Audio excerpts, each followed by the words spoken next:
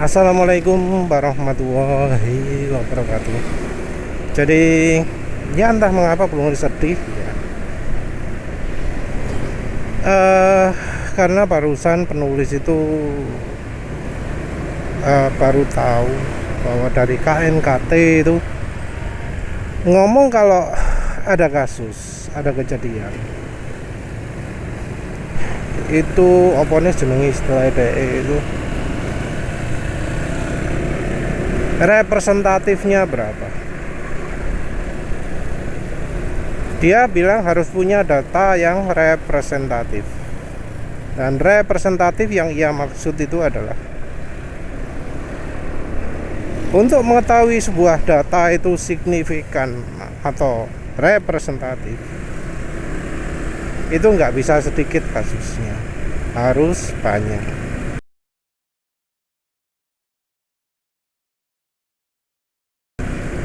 Dan dia ngomongnya dalam satuan persen,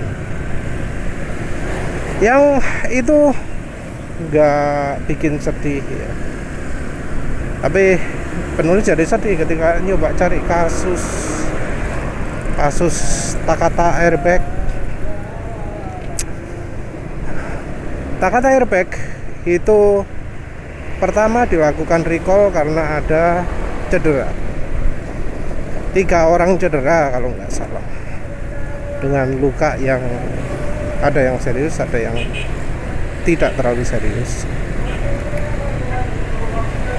Nah, pertama kali recall ribuan kendaraan mobil ya, ditarik. Terus ternyata kemudian jadi ada korban jiwa karena ternyata pecahan airbag itu membuat pendarahan yang tidak bisa berhenti, korbannya meninggal. Dan itu menyebabkan recall yang mencapai ratusan ribu kendaraan atau berapa, pokoknya dibuat lebih banyak. Dan kemudian ada kasus tambahan juga, terus recall yang akhirnya jumlahnya sekitar 67 juta kendaraan. Itu mobil semua ya. 67 juta mobil. 67 juta mobil. Bukan motor ini, mobil. Sebuah jumlah yang luar biasa banyak ya. Ada berapa korban? Kalau di Amerika saja katanya 27. Kalau di seluruh dunia kalau nggak salah 35. Di Amerika saja cedera, yang mengalami cedera gara-gara Takata airbag sekitar 400. Ya tentu ada yang ringan, ada yang berat.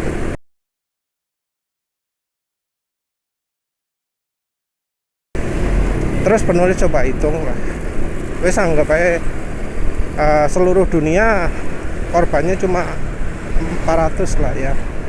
Kalau dari kasus meninggalnya 27 banding 35, ya wes anggaplah 600. Penulis coba hitung ya, hitungannya sih pakai 427 dibagi 67 juta, ketemu 0,0007%. 0,3 di belakang koma, baru setelah itu ada angkanya 0,07%.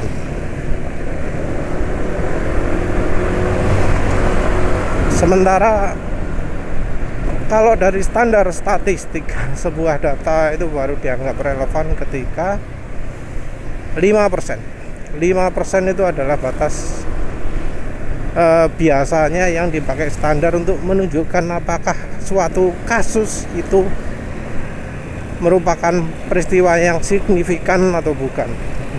Bukan peristiwa yang gara-gara random occurrence ya. Padahal ya sebenarnya bukan hal yang tepat menerapkan random ini ke statistik seperti itu, tapi ya 5%. 5% itu kalau kita terapkan di jumlah motor rangka ESAV itu katanya 10 juta ya. 5%-nya 10 juta adalah 500.000.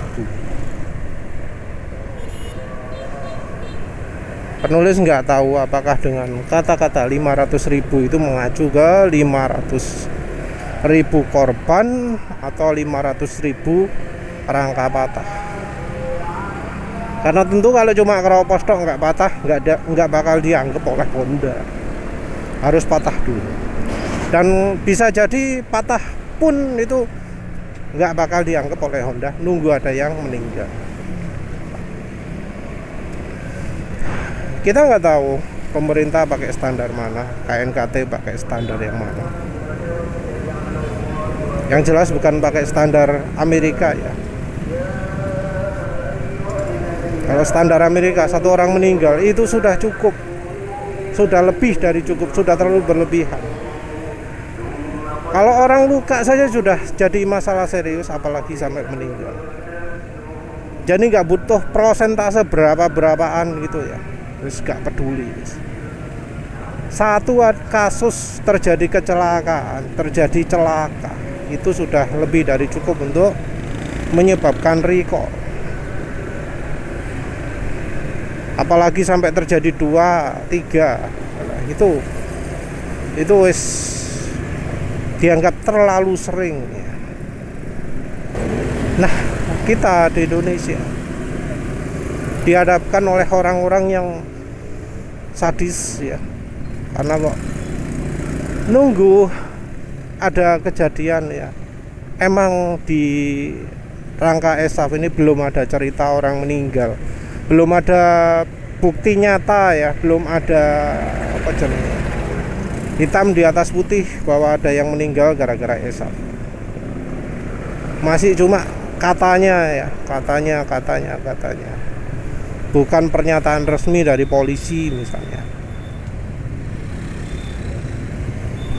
Ya kita tentu nggak tahu apakah berita yang seperti ini diredam ya. Karena kalau diredam, wah sangat menyedihkan sekali ya. Karena dari pabrikan sama sekali nggak peduli nyawa manusia ya, pemerintah juga ya. Ya anggap saja lah belum ada korban, walau ya bisa jadi sudah. Nggak adanya korban ini membuat dari Hondanya nyantai, dari pemerintah, dari Komite Nasional Keselamatan Transportasi juga nyantai. Katanya ya nunggu beberapa persen dulu yang meninggal baru kita perhatikan. Nah inilah, di sini ada beda persepsi antara Honda, AHM, Astra, Honda Motor, orang-orangnya Astra, orang-orangnya Honda dengan konsumen.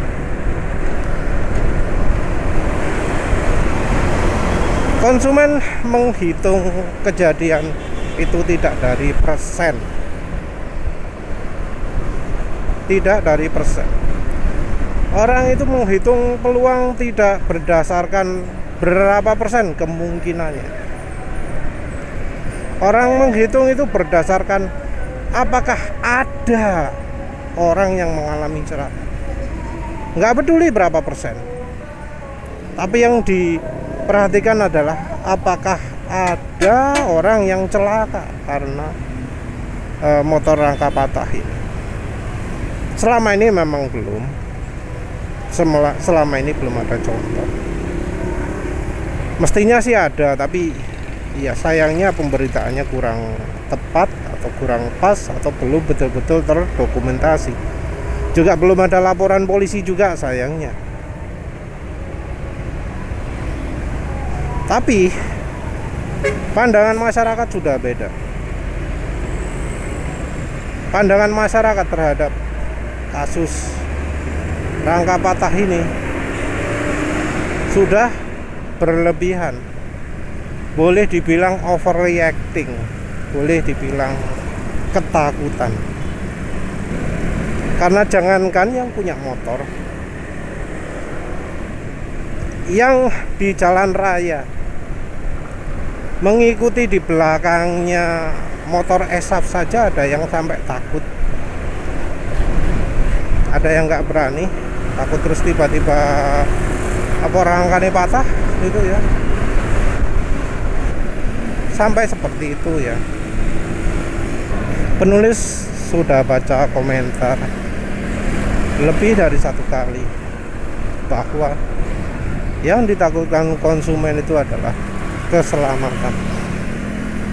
Yang ditakutkan itu motor ini dipakai anak, dipakai istri. Saya nggak bikin anak sama istri saya sampai mengalami rangka patah di jalan. Dan ini bukan cuma karena nanti mogok repot harus panggil apa, tapi karena takut cedera, takut mengalami luka-luka gitu. Dan faktor ini yang sama sekali tidak diperhitungkan oleh Astra ataupun Honda. Seperti kita tahu ya, dari KNKT-nya sendiri ngomong bahwa kasus itu butuh sampai beberapa persen, menganggap persoalan ini ringan. Dari Hondanya malah sampai ngomong bahwa yang rangkanya patah itu bukan rangka ESAF tapi rangka lama. Dan rupanya kasus terjadi rangka lama patah itu dianggap peristiwa yang normal, sehingga nggak ada warning untuk pemilik kendaraan yang sebelum ESAF. Tapi jelas bahwa dari penyelidikan Honda, dari investigasi Honda, kesimpulannya adalah ESAF itu tidak sampai keropos, tidak sampai patah.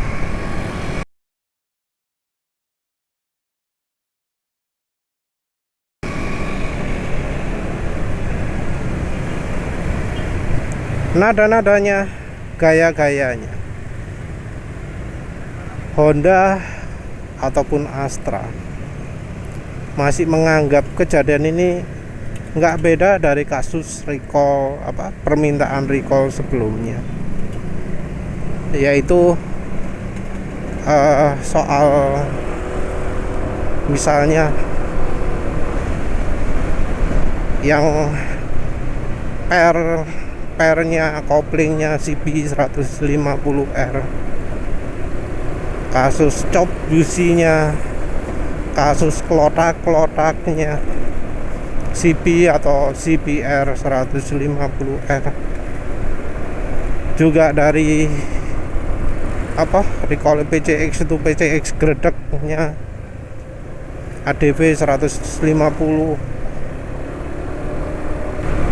Terus yang terakhir PCX 160 juga ada. Ya sebenarnya Vario 160 pun juga ada, yaitu kondisi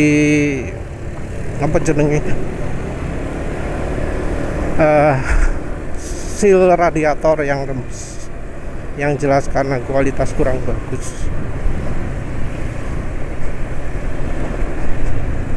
Terus ya banyak ya, ada beberapa kasus ya, lupa penulis, yang ingat cuma seal radiator. Tapi banyak lah ya kasus minta recall. Dari sisi Honda sepertinya menganggap tingkat concern, tingkat ketakutan konsumen itu levelnya sama dengan recall tersebut. Jadi dianggap bahwa rangka patah itu, ketakutan konsumen itu nggak beda dengan yang kasus-kasus sebelumnya ya, termasuk rangka patah di CB 150R gitu ya. dianggap masih seperti itu, masih nyantai gitu ya. Tapi Honda menurut penulis salah.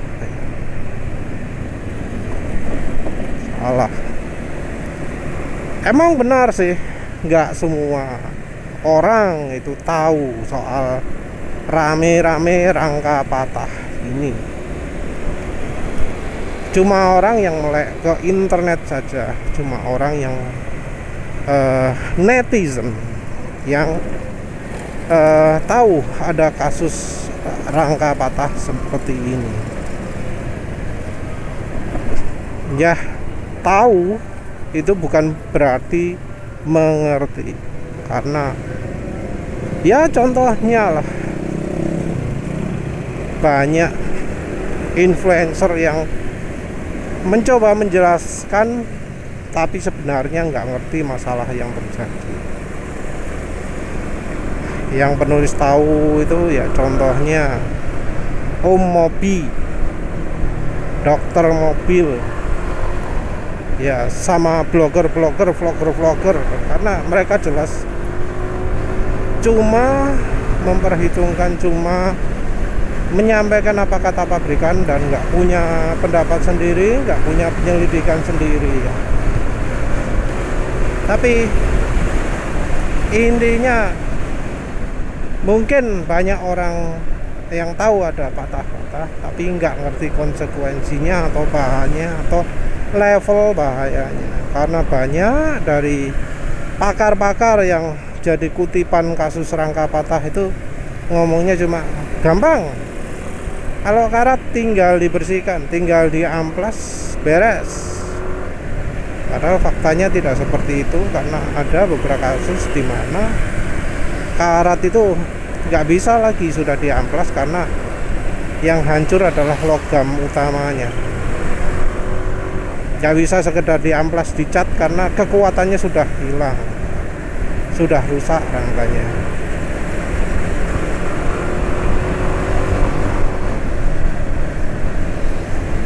Itu yang terjadi, faktanya seperti itu.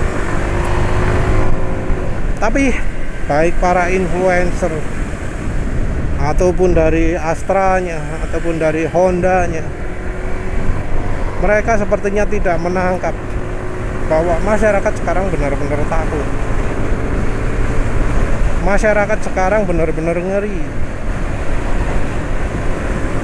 Ya karena buktinya saja, banyak yang sampai bongkar rangka. Itu sudah menunjukkan tingkat ketakutan dari konsumen. Sudah ada yang menjual motor. Nah, yang rencana nggak bakal beli motor Honda lagi juga sudah banyak. Orang yang asalnya pingin beli Vario 160 karena model belakangnya yang bagus, performanya yang oke gitu ya, jadi batal karena ya cuma gara-gara itu. Karena itu sudah menyangkut soal keselamatan, sudah menyangkut nyawa, nggak bisa disamakan dengan radiator yang rembes yang resikonya cuma mesin mati.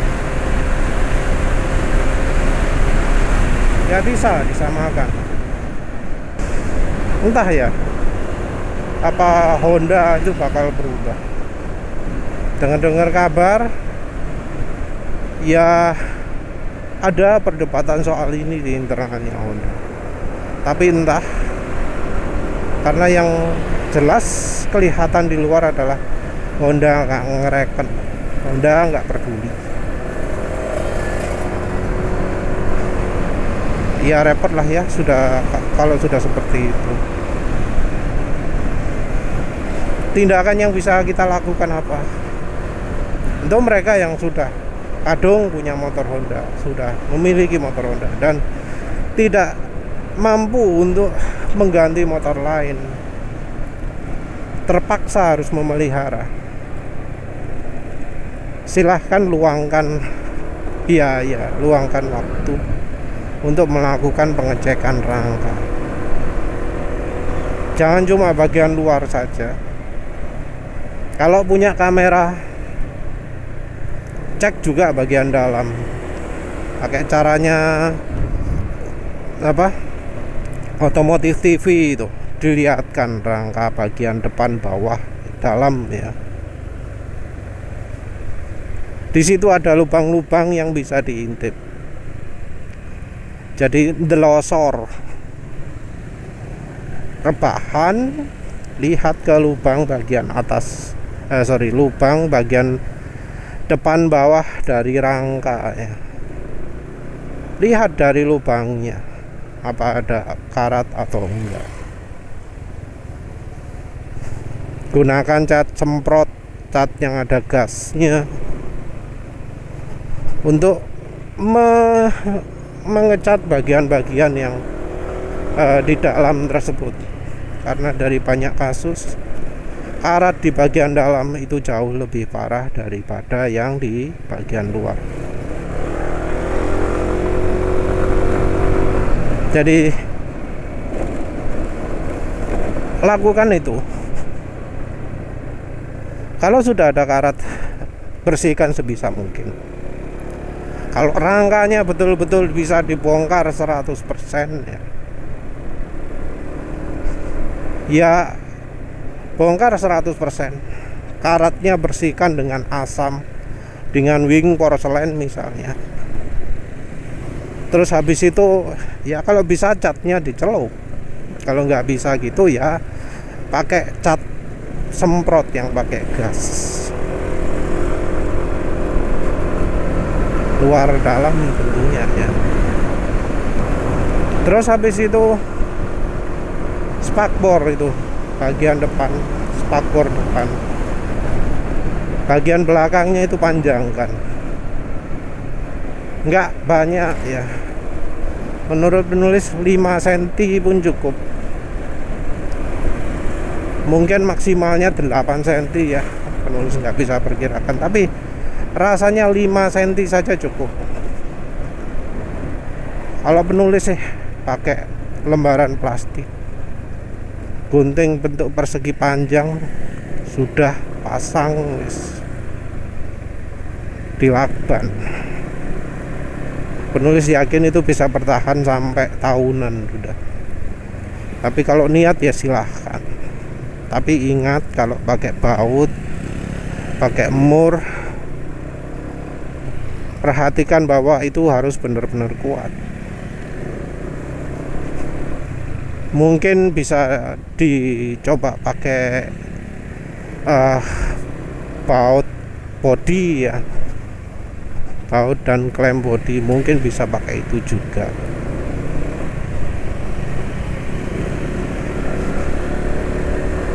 Tapi yang jelas ya kita sudah nggak bisa harapkan solusi dari pemerintah, solusi dari Honda untuk hal ini.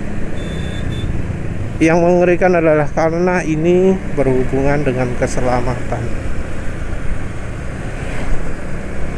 Jadi ya yang punya motor-motor yang seperti itu betul-betul wajib melakukan pengecekan. Yang motornya lama pun sebenarnya juga wajib ya, karena ada juga ya motor Vario lama yang rangkanya patah. Ya karena memang produksi motor Honda akhir-akhir ini berbakat karatan, karena ADV 160 pun begitu, katanya PCX 160 begitu.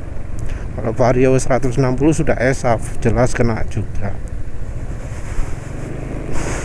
Terutama masalahnya ya karena air spakbor itu. Terus masalah lain ya, terus memang pengerjaannya kurang begitu bagus. Bukan soal material saja, tapi pembuatan, pengecatannya, pembersihan dan macam-macam kurang begitu baik. Ya wis lah, itu saja. Terima kasih sudah menonton. Assalamualaikum warahmatullahi wabarakatuh.